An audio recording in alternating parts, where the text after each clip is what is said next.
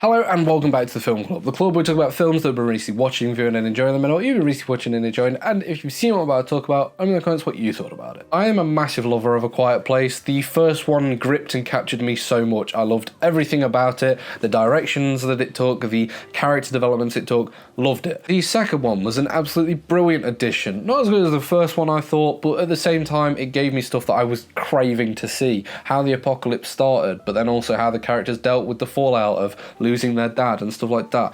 I loved it. It was brilliant. A Quiet Place Day One, I enjoyed, not as much as the first two. I still enjoyed, but I think it could have been better. I think the main reason I didn't enjoy A Quiet Place at Day One was because of the characters involved. Not that I've got anything wrong with straying away from the characters of the first two, but I just didn't care as much for these characters. I didn't connect to them as much as the previous two. I didn't think it did as good of a job as building on these characters. If I'd seen them die, I would have been like, yeah. Whereas the first two, when I saw them die, I would be like, oh, that's really sad. I like those characters. I think the greatest contrast between A Quiet Place 2 and A Quiet Place 3 is the difference in how they tackle the start of the apocalypse. Like, in A Quiet Place 2, it was really tense. There were just, honestly, what an outstanding scene. The one-take nature of it, just how everything was just slowly going to shit. Even just before it started, the sort of little snippets of things going on around them, like jets flying over, radios going off, stuff like that.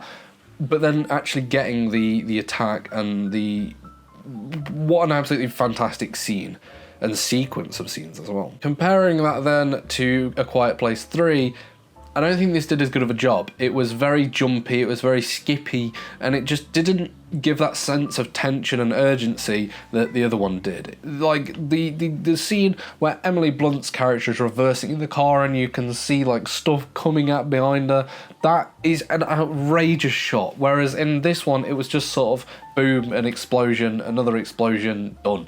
And I was just sort of like, oh, okay. I didn't like that as much. It didn't build up the tension as much, bring up the stakes as much, and it just overall didn't have the same effect. Despite that, I enjoyed this film for the weird. I didn't expect it to be like a romancy film, but the weird route it takes of these two characters just essentially trying to come together to give her the last wish, because she's going to die regardless. She's dying of cancer, and it's going down that path regardless, whether it's an alien or it's her body. She is just bothered about spending her last couple moments actually enjoying it, eating a slice of pizza. This guy that she finds helps her along that journey, and I thought that was a brilliant little story, and I enjoyed it, but I just feel like we could have seen more of the city, more of the chaos ensuing. Like, you're in one of the biggest cities in the world, and we didn't really see much of what happened because they just sort of skipped over it. She blacked out, she woke up, and everything had already essentially happened. There was a lot of opportunity to do stuff in this, and I just think it was a little bit of a missed opportunity because they were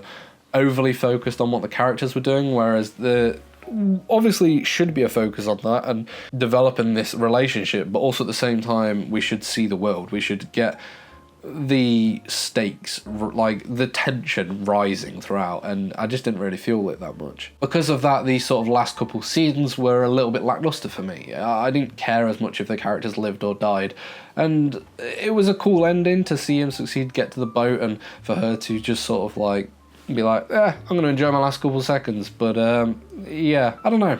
It just didn't excite me as much as the first two, I don't think. There wasn't as much tension, and I think that's what made the first one so brilliant. Like, it had this aura around it of just you were constantly tense and scared of someone making a sound, whereas this one was just sort of we can't make a sound, and it felt a little bit gimmicky at times, which I didn't want it to. Anyway, let me know, what did you think of A Quiet Place Day One, and I will see you next time on the Film Club.